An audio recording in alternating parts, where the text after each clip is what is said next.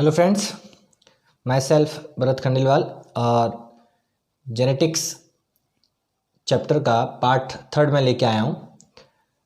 अब इस सेक्शन के अंदर हम लोग जो बात करने वाले हैं वो है आपके बैक क्रॉस के बारे में। किसके बारे में? Back cross. बैक क्रॉस जो है, बैक क्रॉस के अंदर वापस 2 पार्ट है, दोनों पढ़ेंगे अपन। एक है आपके टेस्ट क्रॉस और एक जो है आपके वो है आउट क्रॉस। क्लियर? समझ लेते हैं कि ये किस तरीके से है। तो what do you mean buy back cross? मैं ऑलरेडी पहले भी इस चीज़ को समझा चुका हूँ, वही चीज़ वापस है बट थोड़ा सा डिटेल में है। बैक क्रॉस समझने के लिए पहले हम लोग एक क्रॉस करा के देख लेते हैं, फिर उसमें समझेंगे बैक क्रॉस कैसे होता है। जैसे हमने मोनो हाइब्रिड क्रॉस जो किया था, मोनो हाइब्रिड क्रॉस, उसी को लेकर के समझेंगे। मोनो हाइब्रिड क्रॉस के अंदर क्या था? एक कैरेक्टर को लेकर के हम लोग उसका क्रॉस करा करके देखेंगे। जैसे हमने हाइट कैरेक्टर को लेकर के स्टडी करते हैं। क्लियर? हाइट कैरेक्टर में पेरेंट 1 और पेरेंट 2। ये पेरेंट जो है ये आपका डोमिनेंट पेरेंट आप मान सकते हो और ये आपका रेसेसिव पेरेंट मान सकते हो। क्लियर? ये प्योर डोमिनेंट कैरेक्टर वाला पेरेंट है और ये प्योर रेसेसिव। जैसे ये हो गया प्योर डोमिनेंट कैरेक्टर वाला पेरेंट और ये हो गया आपके प्योर रेसेसिव कैरेक्टर वाला पेरेंट। अब इनसे बनेंगे गैमिट्स। सारे गैमिट एक जैसे होंगे तो मैं अलग अलग नहीं बताऊंगा। इससे बनेगा कैपिटल टी और इससे बनेगा स्मॉल टी के गैमिट सारे। अब इनका आपस में होगा क्रॉस, तो आपकी आएगी F1 जनरेशन। क्या आएगी? F1 generation, first filial generation. Clear? अब इस तरीके से आप देखें जो रिजल्ट आएगा वो क्या होगा? तो रिजल्ट होगा कैपिटल टी स्मॉल टी। क्या आएगा? Capital T small T. इस तरीके से आपके, अब ये आपका F1 जनरेशन है और ये आपकी पेरेंट प्लांट है। अब यहाँ समझते हैं व्हाट इज बैक क्रॉस। तो बैक क्रॉस का मतलब होता है कि यदि F1 जनरेशन के जो प्लांट है उसको आप उसके पेरेंट प्लांट के साथ क्रॉस कराते हो, किसी के भी साथ, अगर पेरेंट जनरेशन के साथ क्रॉस होता है तो उसे कहते हैं हम लोग बैक क्रॉस। जैसे अगर मैं इसका इसके साथ कराऊं तो भी, जैसे बैक क्रॉस में क्या हो सकता है? 2 कंडीशन हो जाएगी बैक क्रॉस में। बैक क्रॉस में 2 कंडीशन कौन सी होती है? पहली कंडीशन मैं इसमें देखूंगा कि कैपिटल टी स्मॉल टी, ये F1 जनरेशन आपके क्रॉस होगा किसके साथ? कैपिटल टी के साथ। और दूसरा जो इसका टाइप होगा वो क्या होगा? कैपिटल टी स्मॉल टी का क्रॉस आपके स्मॉल टी के साथ है। अब देख लें बैक क्रॉस के अंदर ये दोनों कंडीशन है, या तो ये या फिर ये वाली। तो इसको डोमिनेंट पेरेंट के साथ भी क्रॉस कराया जा सकता है, इसको रेसेसिव के साथ भी कराया जा सकता है। तो ये हो जाएगा आपका बैक क्रॉस। अब ये जो 2 कंडीशन है, इन 2 कंडीशन को अलग अलग नाम दिया गया। इस कंडीशन को नाम दिया गया आउट क्रॉस। इसको क्या बोलेंगे? Out cross. आप समझ सकते हो कि F1 जनरेशन को डोमिनेंट आपका जो पेरेंट है उसके साथ अगर क्रॉस कराते हैं तो वो आउट क्रॉस है, और F1 जनरेशन को अगर आप रेसेसिव पेरेंट के साथ क्रॉस कराते हो तो ये आपका कहलाएगा टेस्ट क्रॉस। क्या कहलाएगा? Test cross. तो ये होते हैं आपके आउट क्रॉस और टेस्ट क्रॉस। अब हमको क्या करना है? इसके रिजल्ट का एनालिसिस करना है कि आउट क्रॉस कराने पर जो नेक्स्ट जनरेशन आएगी वो कैसी आएगी, और टेस्ट क्रॉस कराने पर जो रिजल्ट आएगा नेक्स्ट जनरेशन का वो क्या आएगा, उसका फिनोटाइप जीनोटाइप हम लोग समझेंगे। ठीक है? तो आउट क्रॉस और टेस्ट क्रॉस के रिजल्ट को समझते हैं। अब आप, इसका भी बेनिफिट है, ये भी एक साइंटिफिक स्टडी के लिए किया जाता है। रिजल्ट को एनालिसिस करना पड़ता है, क्या आएगा क्या नहीं आएगा, किस तरीके का आपका जो नेक्स्ट जनरेशन बनेगा। तो सबसे पहले मैं बात कर लेता हूँ आपके टेस्ट क्रॉस की। टेस्ट क्रॉस के अंदर क्या करना होता है, हमें F1 जनरेशन के प्लांट को हमें क्रॉस कराना होता है रेसेसिव पेरेंट के साथ। किसके साथ? रेसेसिव पेरेंट के साथ। तो F1 जनरेशन क्या था हमारा? कैपिटल टी स्मॉल टी, और क्रॉस जो होगा वो आपके होगा स्मॉल टी स्मॉल टी। ये क्या है? हेटेरोजाइगस टॉल, और ये है होमोजाइगस शॉर्ट। अब इसके दो गैमेट बनेंगे, दो अलग अलग टाइप के गैमेट आने हैं, एक में कैपिटल टी, दूसरे में स्मॉल टी। इसमें सारे गैमेट एक जैसे आने हैं, किस टाइप के? Small T.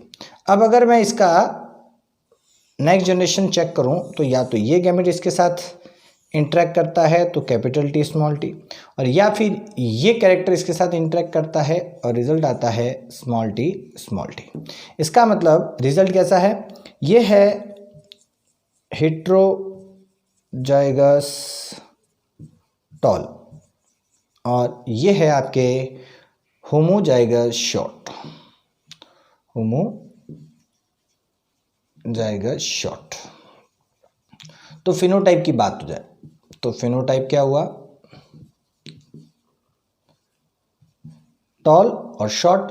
तो फिनोटाइप में टॉल रेस टू शॉर्ट क्या हो गया? 1:1। और जीनोटाइप की बात करें तो जीनोटाइप में लिखना पड़ेगा heterozygous tall race to homozygous short, और ये भी रेशियो है 1:1। क्लियर? तो ये आप याद रखिएगा, एग्जाम में कई बार पूछा जाता है कि टेस्ट क्रॉस में फिनोटाइप रेशियो क्या आता है और जीनोटाइप रेशियो क्या आता है, और वो पूरा आपको ये बताना है। सिर्फ 1:1 लिख के छोड़ मत देना, बताना टॉल रेस टू शॉर्ट में 1:1 है, और ये heterozygous tall race to homozygous short में 1:1 है। तो ये हो गया आपका टेस्ट क्रॉस। क्लियर? अब इसके बाद आपका रिजल्ट देखना है आउट क्रॉस का क्या होता है। आउट क्रॉस, आउट क्रॉस क्या होता है? आउट क्रॉस का मतलब वो बैक क्रॉस जिसके अंदर F1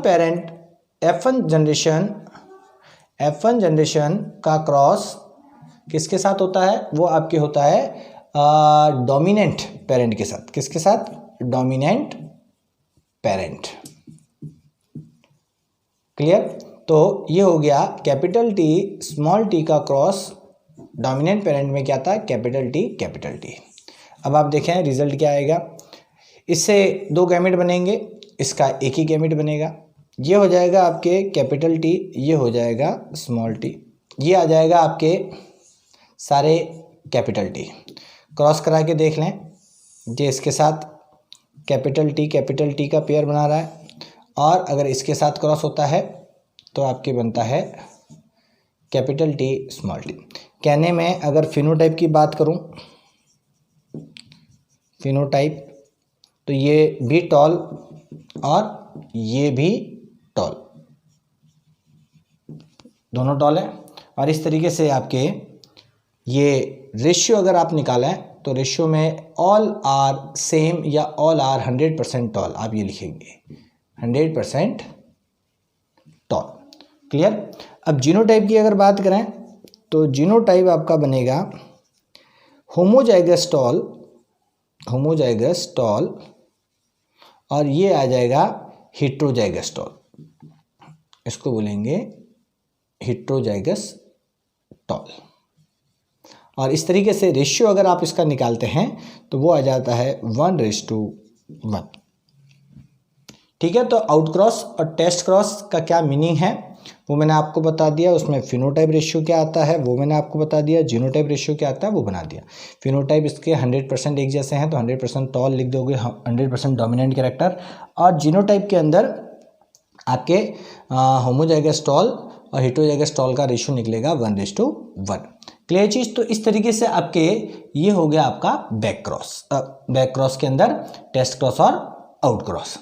तो अब हम पढ़ेंगे आगे जो है आपके लॉ के स्टेटमेंट्स। हमने लॉ समझ लिए थे बट लॉ के स्टेटमेंट्स मैं पूरे आप लोगों को बता देता हूँ। और साथ में लास्ट में जो चीज़ देखनी है वो है आपके इम्पोर्टेंस ऑफ मेंडलिज्म, मेंडल के लॉ का क्या इंपॉर्टेंस है, ये क्यों पढ़ाए जाते हैं, क्या बेनिफिट्स हैं इनके पढ़ने के, वो सारा आपके इसके अंदर आएगा। ठीक है, तो नेक्स्ट देखते हैं आगे।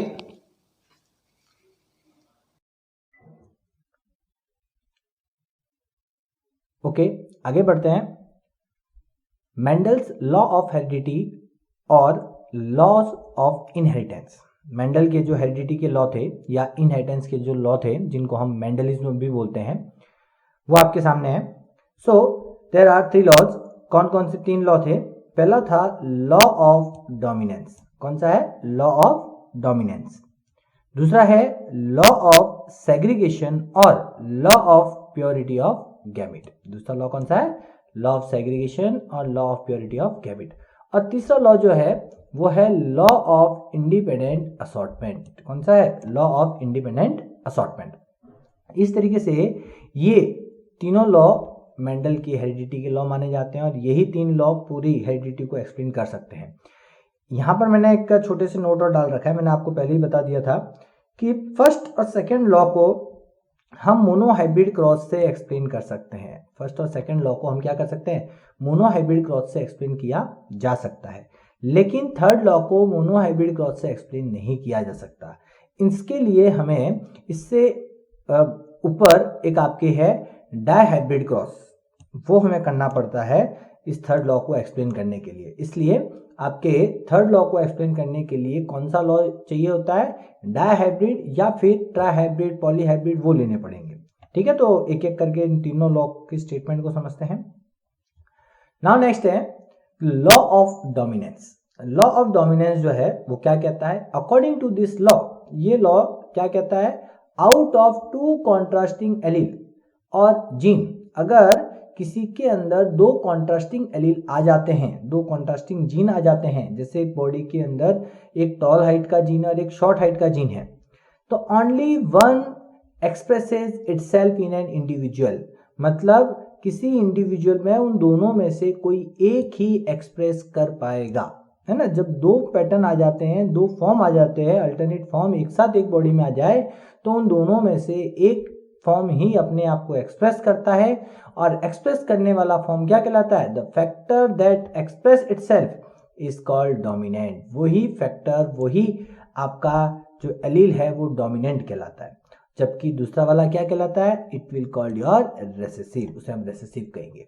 तो इससे एकदम क्लियर है कि जब एक बॉडी के अंदर 2 कॉन्ट्रास्ट फॉर्म के एलील आते हैं तो dominant will be expressed, dominant अपने आप एक्सप्रेस होगा। क्लियर चीज, समझ में आ गई बात। और इसी आधार पर उन्होंने कहा था कि जब भी हम एक डोमिनेंट प्योर पेरेंट प्लांट और रेसेसिव प्योर पेरेंट प्लांट का क्रॉस होता है तो फर्स्ट जनरेशन के अंदर सिर्फ डोमिनेंट कैरेक्टर वाले पौधे ही आ पाते हैं, है ना। If pure homozygous tall pea plant is cross with homozygous dwarf plant, the plant appeared in F1 generation are all 100% tall. मतलब प्योर टॉल और प्योर शॉर्ट का क्रॉस होने पर ऑल आर टॉल आपके F1 जनरेशन में आपको मिलेंगे। ठीक है, तो ये है लॉ ऑफ डोमिनेंस।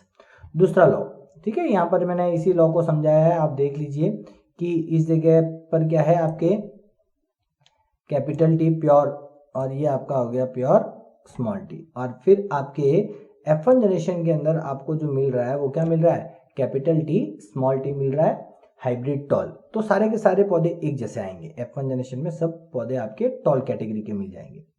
अब आपके नेक्स्ट लॉ ऑफ सेग्रीगेशन और law of purity of gamete. तो आपके दूसरा लॉ जो है वो है लॉ ऑफ सेग्रीगेशन और law of purity of gamete. क्या कहता है ये लॉ, ये समझते हैं। According to law of segregation during gamete formation, इस लॉ के अनुसार गैमेट फॉर्मेशन के दौरान आपके क्या होगा? The allele for each gene, है ना, एलील फॉर ईच कैरेक्टर, आप ये कह सकते हो हर कैरेक्टर के लिए जो हमारी बॉडी में 2 एलील होते हैं, दे विल सेग्रीगेट, वे आपस में क्या हो जाएंगे? एक दूसरे से अलग हो जाएंगे, from each other, so that each gamete carries only 1 allele for each gene. इसका मतलब आपके जब ये गैमेट फॉर्मेशन का प्रोसेस चलता है तो हमारे अंदर जो एलील पेयर होते हैं वो एलील पेयर आपस में एक दूसरे से क्या हो जाते हैं, अलग हो जाते हैं, और अलग होकर के वे एक एलील एक गैमेट में जाता है। एक साथ एक गैमेट में एक ही कैरेक्टर के दो एलील कभी नहीं जाएंगे, हर कैरेक्टर का क्या होगा, एक एलील आपके जाएगा। Since each gamete possess one allele, है ना, इसीलिए ये आपके एक और इसमें बात जुड़ जाती है, वो है कि क्योंकि हर गैमेट के अंदर आपके एक ही एलील पहुंचता है एक कैरेक्टर का, फॉर ईच कैरेक्टर एक एलील पहुंचता है, देयर आर ऑलवेज प्योर, इसलिए वो कैरेक्टर उस गैमेट में हमेशा प्योर फॉर्म में रहेगा। इसका मतलब गैमेट कंटेन्स प्योर कैरेक्टर, कभी भी कोई कैरेक्टर इम्प्योर नहीं होता। हमारी बॉडी में जब एलील पेयर होता है तो प्योर और इम्प्योर की बात आती है, लेकिन जब आपकी बॉडी में कैरेक्टर का एक ही एलील आएगा तो वहां पर सारे कैरेक्टर प्योर फॉर्म में ही होंगे, इसलिए therefore it is also called law of purity of gamete, इसलिए इस लॉ को एक और नाम मिल गया है, वो है law of purity of gametes. Clear चीज समझ में आ गई आपको? एग्जाम्पल भी मैंने यहाँ बता रखा है, हालांकि पहले समझा चुका हूं मैं। If a homozygous tall and homozygous dwarf pea plant are cross then all the hybrid in F1 generation will be heterozygous tall, हमने देखा था। During the gamete formation, both allele pair from the pair separates and form individual gametes. Because of them, in draft character small t reappears in F2 generation, इसीलिए आपके F2 generation में, क्योंकि F1 में तो क्या होता है, ये कैरेक्टर छुप जाता है ड्रॉप वाला, लेकिन ये F2 में वापस से रीअपियर होता है। उसका कारण है कि ये कैपिटल, ये स्मॉल टी जो मतलब आपके F1 में कैपिटल टी और स्मॉल टी जो होता है वो साथ में आ जाते हैं, लेकिन जब F1 से F2 की तरफ आप जाते हो तो ये दोनों वापस क्या हो जाएंगे, एक दूसरे से अलग हो जाएंगे। तो ये हो गया लॉ ऑफ सेग्रीगेशन, और सेग्रीगेशन होने पर हर गैमेट के पास एक एलील आता है एक कैरेक्टर का, इसलिए ये हो गया law of purity of gamete. Clear चीज, चलते हैं आगे। नाउ नेक्स्ट, ये यहां पर भी बात समझा रखी है कैसे सेग्रीगेट हो रहे हैं। आप देखें यहाँ पर, ये यहाँ पर F1 जनरेशन के जो पेरेंट, F1 जनरेशन के जो पौधे थे उनका गैमेट फॉर्मेशन हो रहा है। आप देख लो दोनों गैमेट के अंदर एक एक एलील जा रहा है, तो ये एलील सेपरेट भी हो गए, सेग्रीगेट भी हो गए, और साथ में हर एलील में एक कैरेक्टर होने से वो कैरेक्टर प्योर हो गया। Height, tall height, pure tall height आप क्या हो गई इस गैमेट की, और इस गैमेट की हाइट क्या कहोगे, pure short. Now next, law of independent assortment. कौन सा law? Law of independent assortment. तो आपके ये जो लॉ है ये क्या कहता है, इंडिपेंडेंट असॉर्टमेंट। इंडिपेंडेंट मतलब जब भी आप एक से दूसरे स्टेप की तरफ बढ़ते हो तो वहां आप पहले स्टेप में किसके साथ थे, आप किसके साथ आपका पेयर बना हुआ था, वो नेक्स्ट स्टेज में जाते समय आपके कोई मायने नहीं रखता। नेक्स्ट स्टेज में जब आप एंटर करते हो तो उस समय आपका जो इंडिविजुअल पैटर्न, आप इंडिविजुअली क्या हो वो मायने रखता है। तो ये आपके इस लॉ में भी है कि जब आपने देखा था कि हमने डायहाइब्रिड क्रॉस जो लिया था उसमें स्टार्टिंग के अंदर हम लोगों ने क्या किया था कि राउंड और येलो का एक पेयर लिया था। एक पेरेंट जो था राउंड येलो पेयर में था, और दूसरा जो पेरेंट था उसका हमने क्या किया था, ग्रीन रिंकल और ग्रीन पैटर्न वाले सीड लिए थे। जब आपने उससे F1 बनाया फिर F2 बनाया, तो F2 जनरेशन में आप लोगों ने पाया कि राउंड वाला ग्रीन के साथ पेयर बना करके रिजल्ट दे रहा है, और रिंकल वाला जो है वो येलो के साथ पेयर बना करके रिजल्ट दे रहा है। इसका मतलब ये जो एलील होते हैं, है ना, ये जो एलील्स होते हैं ये हर कैरेक्टर के एलील्स अपने आप में क्या होता है, इंडिपेंडेंट होते हैं। ये कभी ऐसा नहीं कि राउंड वाला कैरेक्टर हमेशा आपके येलो कैरेक्टर के साथ ही नेक्स्ट जनरेशन में पहुंचेगा। राउंड वाला किसी के भी साथ पेयर बना करके नेक्स्ट जनरेशन में रीअपियर हो सकता है। तो लॉ क्या कहता है, according to this law the allele of two different gene मतलब टू डिफरेंट कैरेक्टर, दो अलग अलग कैरेक्टर के जो जीन होते हैं उनका पेयर, है ना, उनके जो एलील्स हैं get sorted into the gametes. जब वे नेक्स्ट जनरेशन बनाने के लिए जो गैमेट फॉर्मेशन करते हैं उस दौरान ये इंडिपेंडेंटली एक दूसरे से शॉर्ट होते हैं, मतलब इंडिपेंडेंटली एक दूसरे से क्या होते हैं, नेक्स्ट जनरेशन में ट्रांसफर होते हैं। उनका कोई फिक्स पेयरिंग बना करके कभी भी नेक्स्ट जनरेशन में नहीं जाएंगे। In other words, the allele that a gamete receives from one gene does not influence the allele received for another gene. एक कैरेक्टर का कौन सा जीन आया उससे दूसरे कैरेक्टर के कौन सा जीन आएगा, आपके अंदर कौन सा एलील आएगा, वो कोई फिक्स नहीं होता. Therefore, it is called law of independent assortment. इसलिए इसे law of independent assortment कहा जाता है ना. हमने बात की थी आपके जैसे ये हमने क्या लिए थे, राउंड और येलो. अब यहाँ पर आप देख लो कि राउंड वाला जो एलील है वो येलो के साथ है, लेकिन आपके जो हमने देखा था रिंकल और आपके ग्रीन, ये जो था जब नेक्स्ट जनरेशन आपने पाई तो आपने देखा था कि राउंड के साथ हमें कई जगह ग्रीन मिल रहा है, रिंकल के साथ कई जगह हमको येलो कैरेक्टर मिल रहा है. तो इसका मतलब ये दोनों कैरेक्टर यहाँ साथ में थे, लेकिन ये हमेशा साथ में रहेंगे ये कोई जरूरी नहीं है. क्लियर. चलते हैं आगे. अब आप देखें importance of Mendel's law of inheritance. अब जो मेंडल के लॉ जो हमने पढ़े हैं उन लॉ का क्या इंपॉर्टेंस है, क्यों पढ़ने की जरूरत है, क्यों हमें पढ़ाया जाता है, तो समझते हैं. First importance, gene concept can be proved bye Mendel's law of segregation. Gene है या जीन के कॉन्सेप्ट को आपके मेंडल के जो लॉ ऑफ सेग्रीगेशन या law of purity of gamete है इसके द्वारा जीन कॉन्सेप्ट को प्रूव किया जा सकता है कि वास्तव में जीन वर्कआउट करते हैं, जीन ही हमारे बॉडी के कैरेक्टर को कंट्रोल करते हैं. ये आपके कॉन्सेप्ट को समझाने के लिए हमें मेंडल की लॉ की जरूरत पड़ती है. ठीक है. कौन सा लॉ यूज किया जाता है इसमें, लॉ ऑफ सेग्रीगेशन और law of purity of gamete. फिर आपके new characters in a cross hybrid can be better understood by Mendel's law. अब आपके मेंडल्स के लॉ के द्वारा हम जो क्रॉस हाइब्रिड जो करवाई जाती है, अलग अलग हाइब्रिड्स का आपस में क्रॉस करा के नए कैरेक्टर कैसे डेवलप होते हैं उनको बहुत अच्छे से हम लोग समझ सकते हैं. तो ये मेंडल्स लॉ इस चीज में हमें हेल्प करता है, इन कैरेक्टर के आने के प्रोसेस को समझाता है. दूसरा, by the process of crossing over जो एक स्टेज आता है जब आपका सेल डिवीजन होता है उस दौरान, तो इसके द्वारा आपके जो यूजलेस ट्रेट जो होते हैं, कैरेक्टर जो होते हैं उनको हटा देना और यूजफुल ट्रेट को आपके नेक्स्ट जनरेशन में लाना, ये समझाने के लिए भी मेंडल्स का लॉ बहुत ही हमारे काम में आता है. इस चीज को समझाया भी आपके मेंडल्स के लॉ के द्वारा जाता है.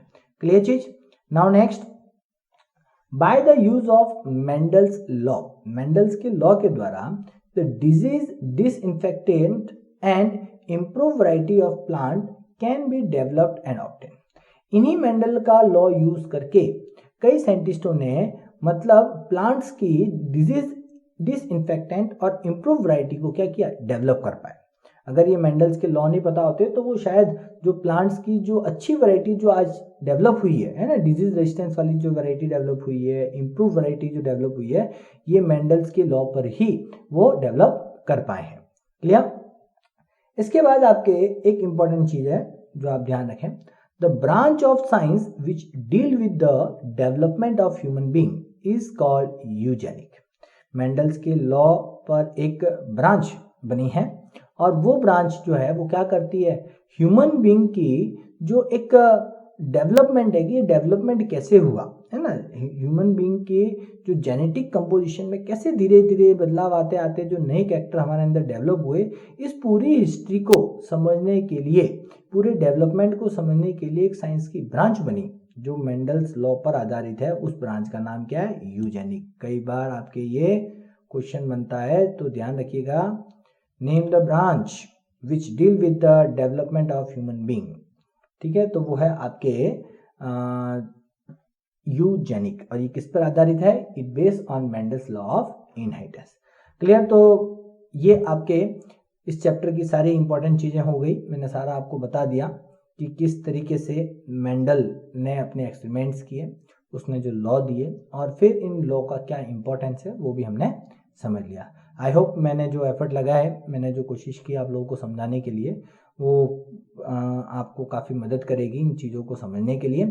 सो नेक्स्ट मिलते हैं किसी नए चैप्टर के साथ. Okay, good bye.